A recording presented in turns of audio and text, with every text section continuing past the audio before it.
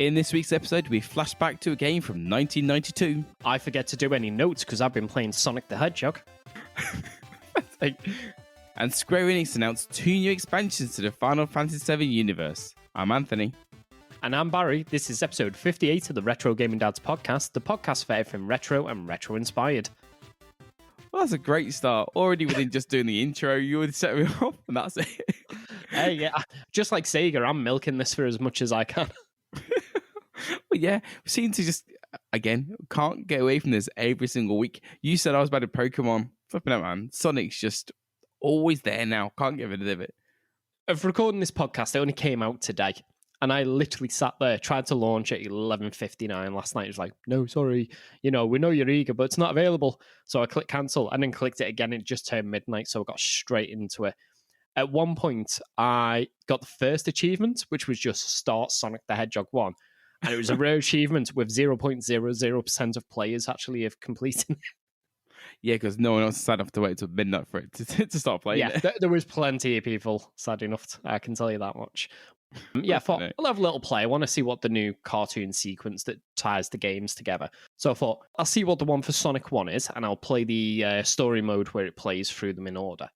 Ended up completing Sonic the Hedgehog 1 with all emeralds. Hang on, wait.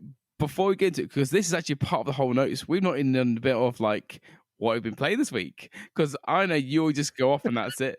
You just start playing it at midnight,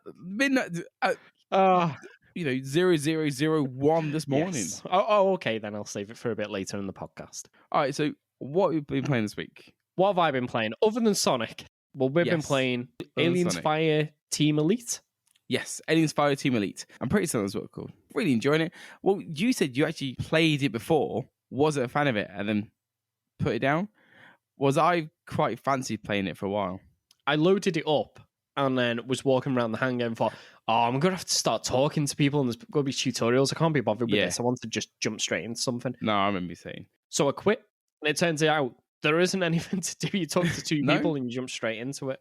Yeah, because I've had to play it for quite a while, and we were like, what game would you play? And I was like, I've always fancied trying this game. So we downloaded it, played it, and we're really enjoying it. It's actually a pretty good game. Yeah.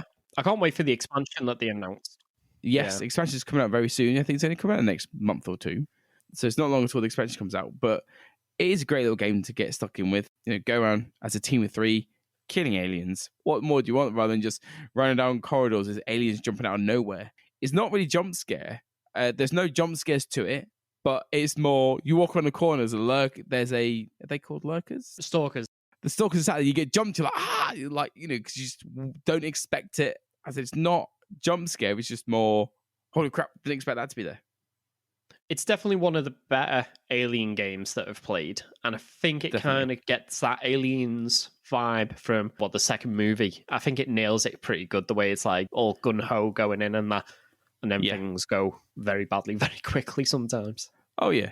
Oh, definitely does. Get attacked with different waves. You always know when there's going to be a wave because it's like, there's a ammo crate. There's health kits here. There's equipment. You're like, no. And a big open room with barely anywhere to defend easily. Oh, yeah. There is a couple of rooms, though. You go into a room and there's like a health and ammo and you're thinking, oh, no. And then nothing turns up. And you're like, oh, okay. Yeah. Well, I do quite like how it is random, some of the spawns. So it's not set every time. So the gameplay does differ. Some of the routes within stages are random as well. Sometimes you might have to go into this room here to unlock the door, or sometimes the door's already unlocked so you can just go the left route. Yeah. That's a bit of variety.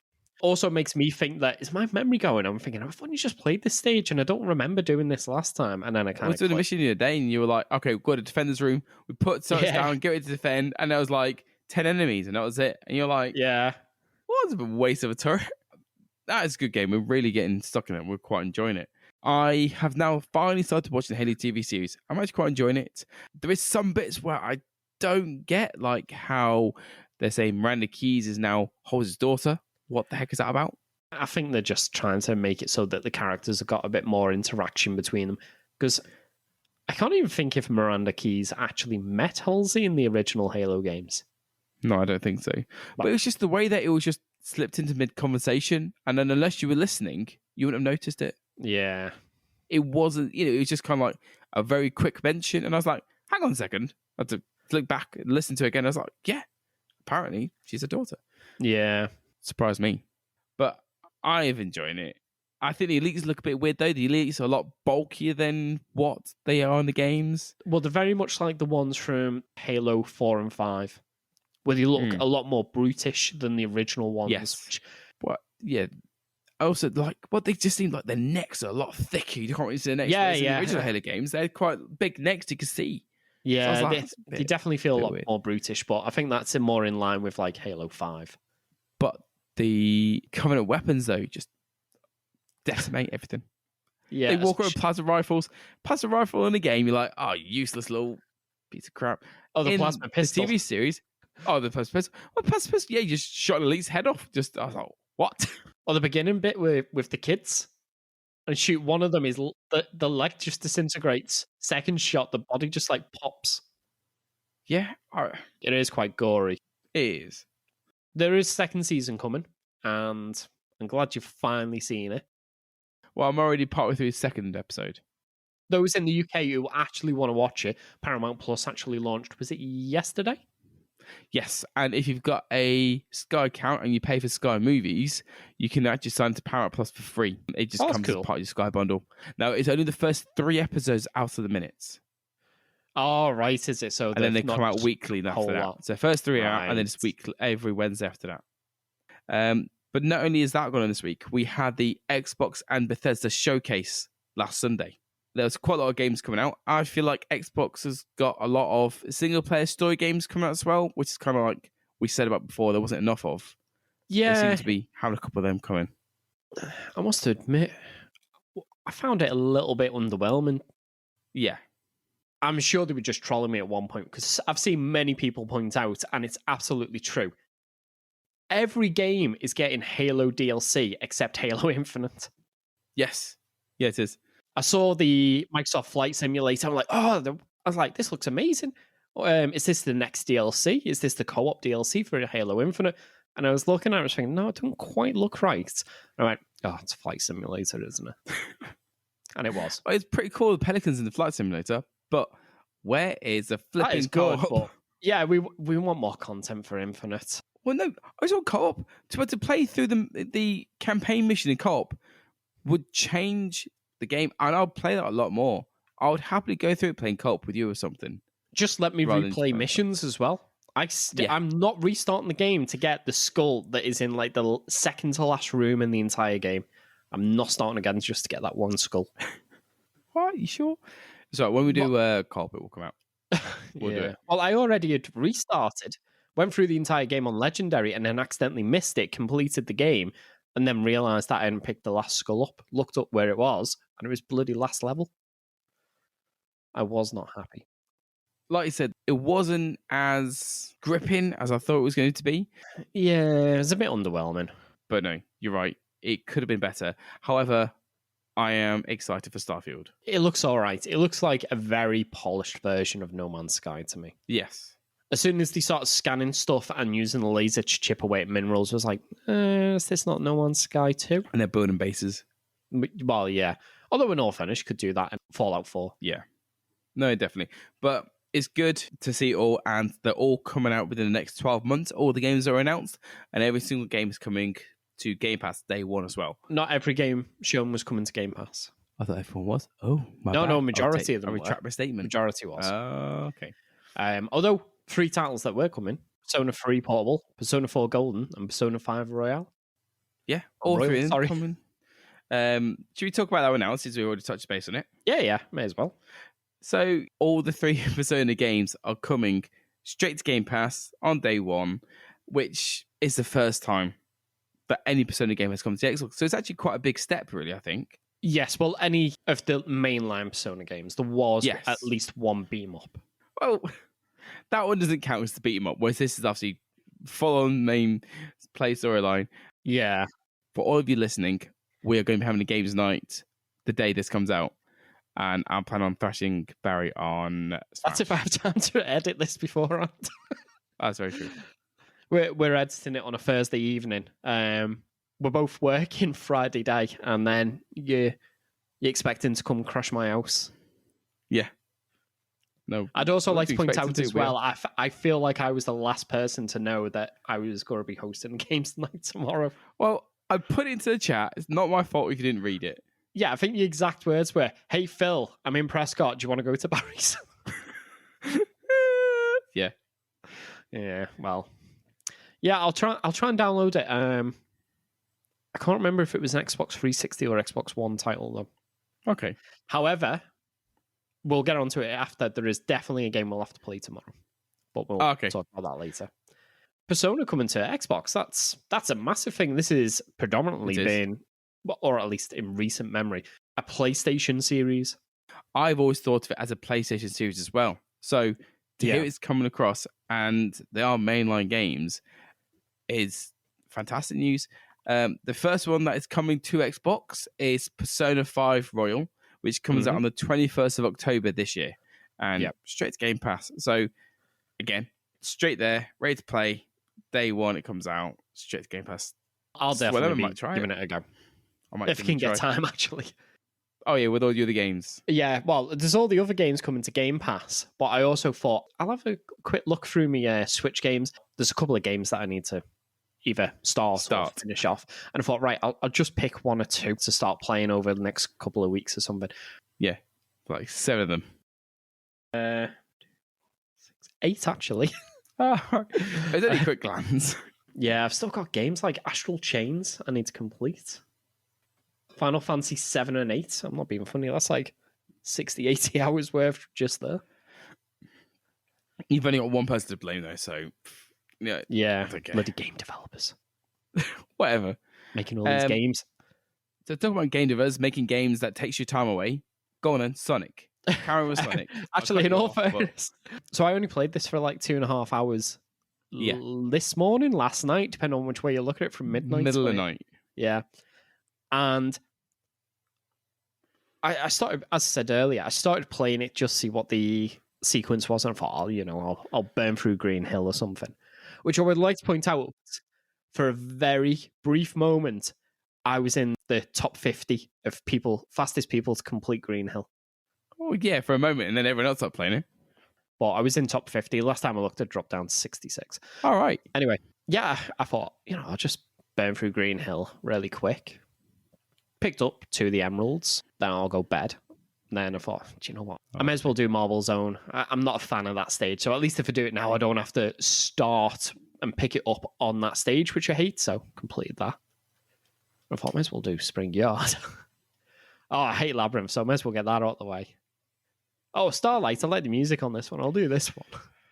So you got completely sucked into the rabbit hole. And before I knew it, anyway, I'd completed Sonic 1, got all my emeralds, started playing through Sonic CD, got about a third of the way through there, got a few of the time stones.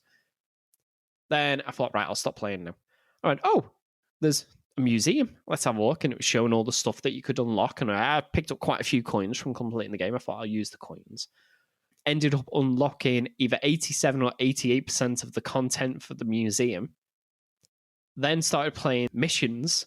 And I think I've completed about 70% of the missions already. Why am I not surprised?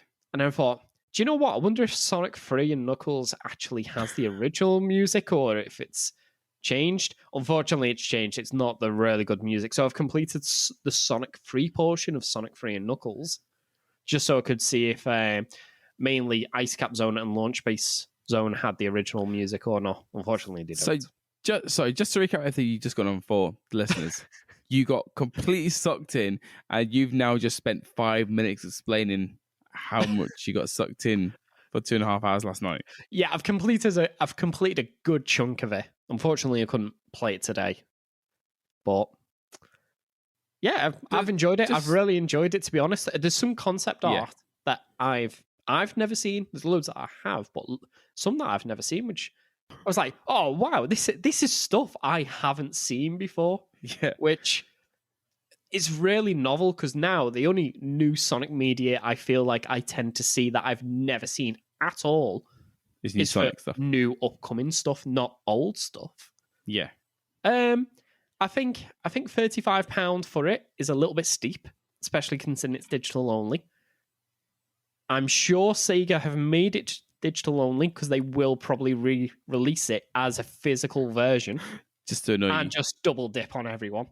Because I know I would go buy it again as soon as a physical version comes out. I've really enjoyed it.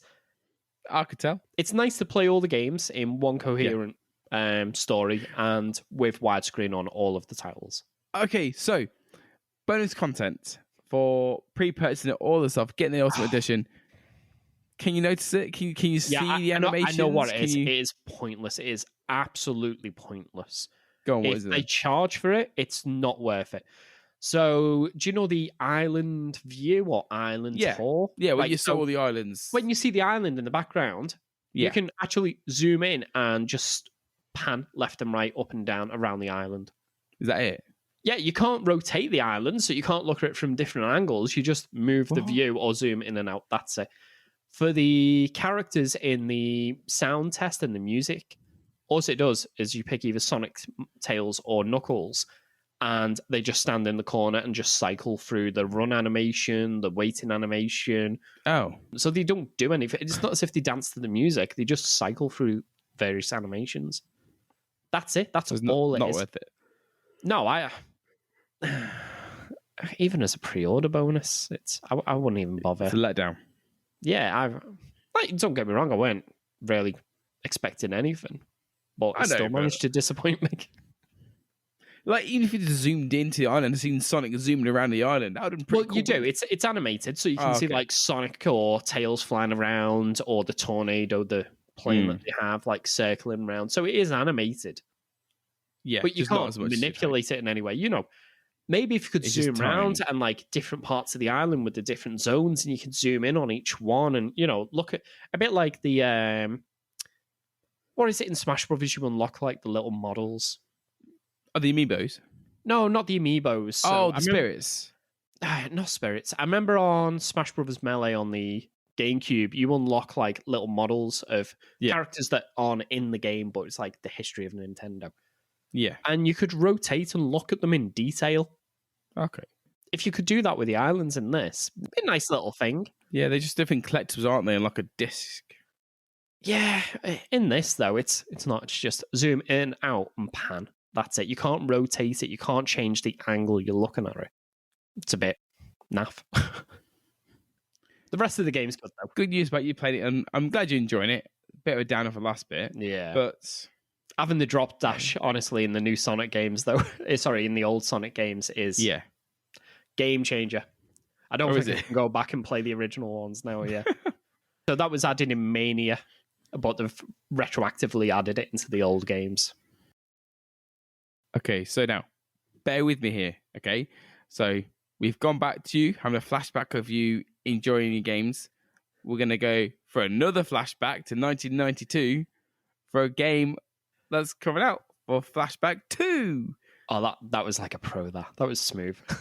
Oh, that was so shocking. I couldn't actually quite get. I started speaking. I was like, "Oh yes, go well," and then I tanked it. I was like, from one flashback to another. Mm-hmm.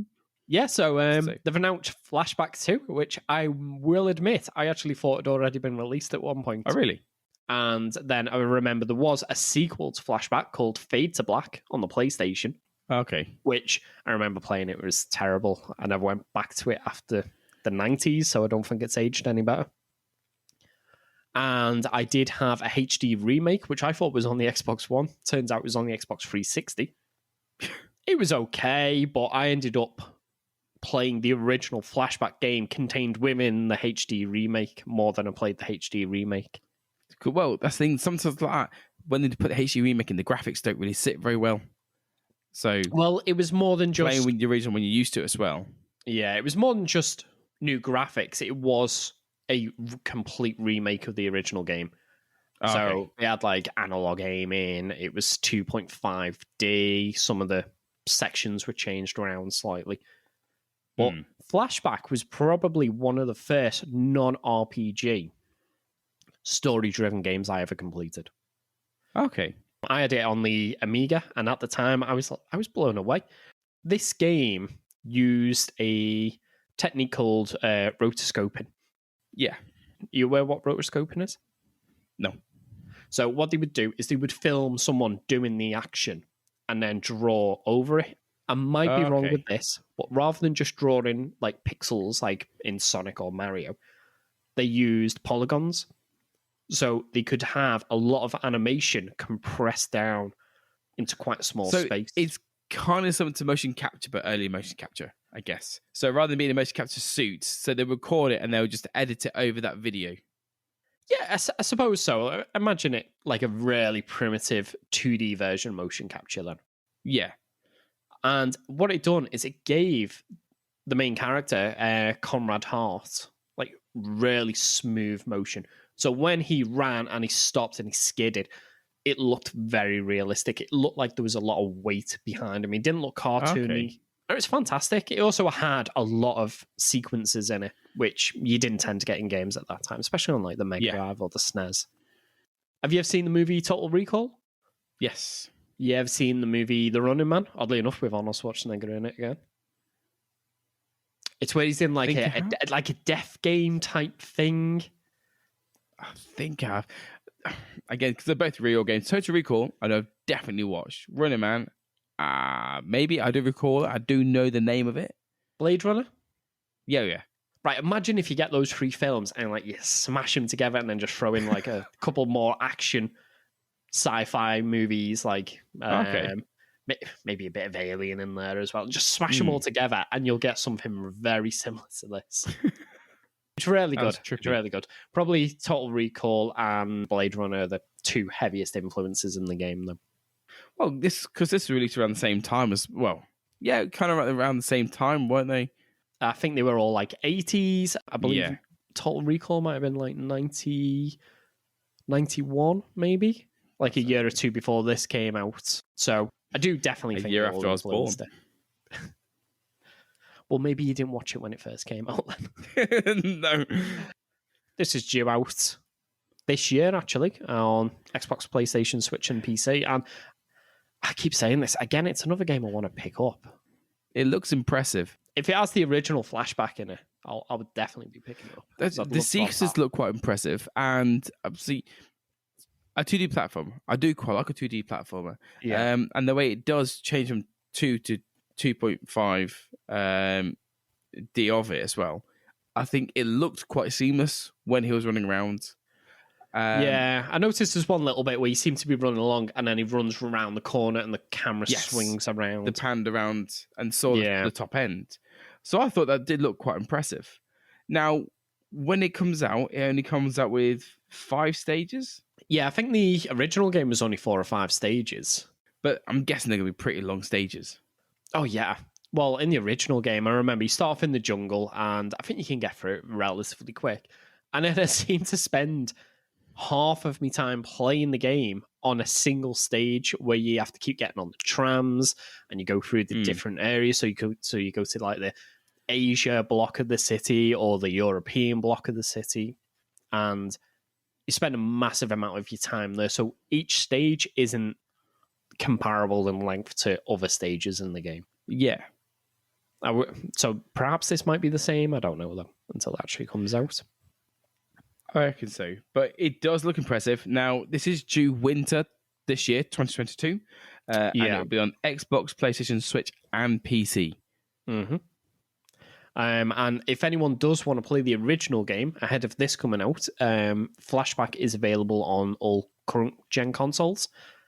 And if you do want to play the HD version of it, you will need to play it on the Xbox 360 or the PlayStation 3 because it's not on the backwards compatibility lists.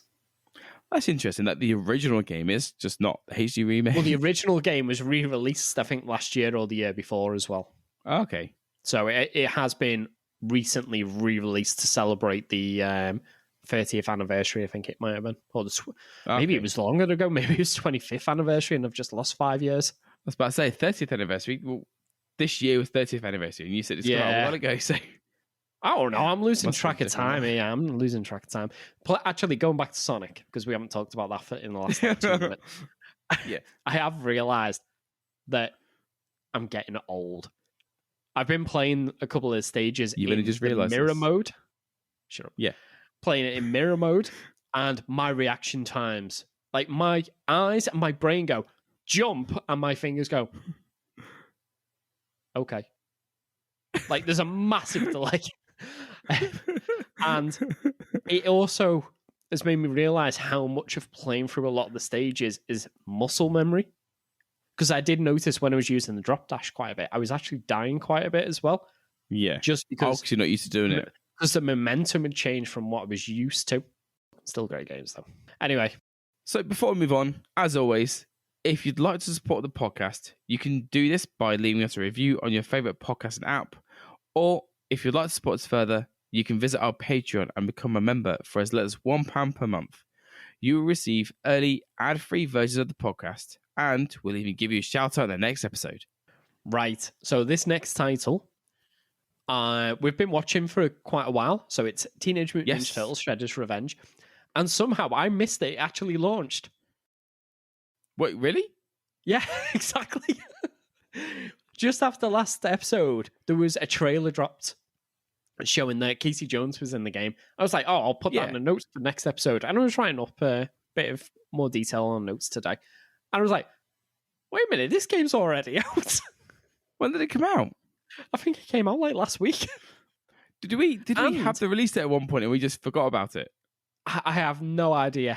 Not only that, though, it's on Game Pass. Is this the game you talk about? We're saying we have to play. Yes, 6-player co-op as well. 6-player co-op, although I only have 6-player. So who needs that? Yeah. I was quite surprised it says 6-player co-op. I was like, 6? Yeah. 6-player co-op. Yeah, this is a game we're going to definitely have to play.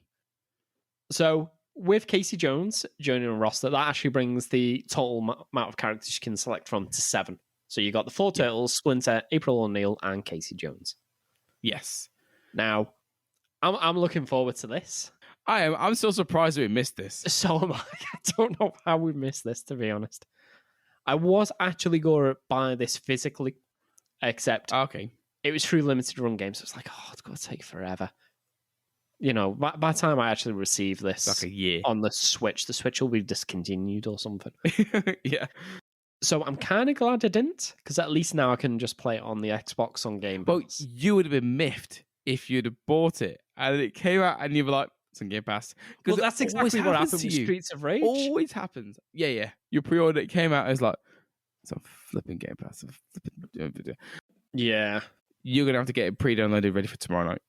I've already set it to download. Sweet. No, I'm looking forward to it. It has looked good, and we've looked at this quite a lot. So I'm surprised we've missed this so significantly. So when I watched the trailer, at the end, it said released 16th of June 2022. And initially, I thought, 16th of June, it's out in less than a month. And I thought, no, June. No, wait, it's already June. It's the 23rd of June. I was like, how on earth did I miss that? So it came out a week ago today. Yeah. That's don't know how I missed it. So anyway, we can play through that. Definitely. When now, you're up and down. As you mentioned about the physical game, you can pick up a physical game. It is £34.99 from Limited Run Games. I think the Classic Edition sounds pretty cool. Yeah, so this comes in a replica VHS as the case. Now, for all you kids who don't know what a VHS is, it's what we had before DVDs. Okay, it's a little, rectangular black box you put into your, little player. If you don't know what it is, ask your parents. Yeah, there's loads of people who are going, what the hell's a DVD? Yeah. They're not that old. They were still going into like the early to mid 2000s. VHS. I know. I remember I was going through my in-laws and clearing off shelves where they were getting a room decorated, and they had about, no word of lie, about 100 videos on the shelf still, and this was only last year. Oh dear. So it wasn't it was last year. But yeah, in a VHS style case, it comes with loads of goodies, including steel books, stickers, and a pizza voucher. Yeah, now this pizza voucher, I couldn't actually find out if it's a real pizza voucher. I was going to ask us, is it a real one or is it just like a fake Teenage Mutant Ninja Turtle one? It entitles the bearer to one personal-sized pizza. Now... Oh, that'd be like the 7-inch ones, they're tiny. I have a feeling that this is a callback to maybe Teenage Mutant Ninja Turtles on the NES. Okay. Because I'm sure that came with a Pizza Hut voucher for a free pizza. That's pretty cool. I'm wondering if that's why. Now, I might be wrong. It might not come with a voucher. It might have been something different, maybe like the movie or something. But I do remember something coming with a voucher for a free pizza, and I wonder if this is why it's included. But just again, I don't know if it's real or not. Maybe it is, and you can only use it in the US. I don't know. I'd be intrigued if it was real, and I'd be upset if it was in the US only, though. Well, I've got a feeling it probably would be if it is a real, actual voucher. But no, it was a nice inclusion. I think I can't remember off the top of my head, I think the limited edition or classic edition, as they call it, was $69.99 in US dollars. Okay. So it's not the worst price, but for a plastic case, a steel book, some stickers, a pizza voucher that you can't use, don't really know. Please be aware, though, it's from limited run games. You might be waiting about a year for it. No, if not more. You might not be waiting for a while. You'll definitely be waiting for a while. Yeah. Because if you go on, it actually hasn't even gone into production yet. So you will. Yeah. I reckon you'll be. I'm sorry. How did it take you to get your game? Too long. Yeah. I'm sure we mentioned it every episode for about, I don't know. I've never played the Scott Pilgrim I got from Limited Run. That's because you played it on the Xbox, didn't you? Digitally? Yeah. I bought it on the Xbox digitally, completed it, and then got it months and months down the line from a Limited Run and just didn't play. Shocking. I know. I do like the case for that, though, where it's like in a Mega Drive case. With Sonic-inspired artwork, actually. Yeah. Well, you just need the Sonic to be released physically now, which will happen. No, it's Sony. Sorry, Sony. Sega. Let's take. Be with S. That's all. That's what I'm saying. You just instantly thought money grabbing must be Sony. Yeah. Well, they both are. But yeah. What? Sega money grabbing? No, it's only like I don't even know how many times we released Sonic the Hedgehog, to be honest. I'm sorry. I do not want you to go through this, okay? Please don't even start. Oh. But just think how many flipping games you have of Sonic, like of different versions. It's gone on and on. The amount of different versions you got with different, Steam, whatever. It's insane. So, Sega's can't help themselves. While we're talking about money grabbers re-releasing old games, should we move on to Square Enix? Yeah, we will. Nice time. Milking Final Fantasy VII 25 years or so after it was originally released. I know. Final Fantasy, I feel like it's been overhyped.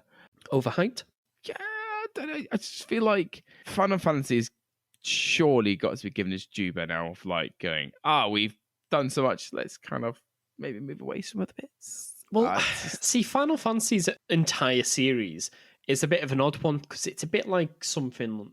Have you watched Black Mirror, for example? No. I know of it. I know the pre-test of it, and I did watch the first episode. So every single episode of something like Black Mirror is completely independent, or at least mostly independent from everything else. That's what the idea behind the Final Fantasies were. Until they got to Final Fantasy VII, I thought, do you know what? People will pay more for more of this one Final Fantasy. Yeah. So what we'll do is we'll remake it, then we'll remake the remake, then we'll demake the remake, and then we'll remake the demake of the remake. And they will expand on it, and expand it, and expand on it, and expand on it, and expand on it, and it just kind of movies of it. Wait, can we stop? Nobody knows. Yeah, so Final Fantasy VII at this point has become like a sub-series of its own within the Final Fantasy series. Yeah. I would argue that most people, if you just say Final Fantasy, they'll probably go straight to Final Fantasy VII. Oh yeah, because Final Fantasy VII is one of the most talked about and most played because there's so many versions of it. My one thing I will say with Final Fantasy and everything else, there's so many flipping games, yet there's like only a couple of movies. They released a couple of movies and they just went, I can't be asked for that. I just carry on with the games. The first movie, Final Fantasy Spirits Within, was, again, it was its own thing. It wasn't directly connected to any of the other Final Fantasy games. Technically, that was amazing, but commercially didn't do very well. And then they thought, tell you what, let's just re-release Final Fantasy VII stuff again. So they released, Advent Children. I enjoyed Advent Children. I did.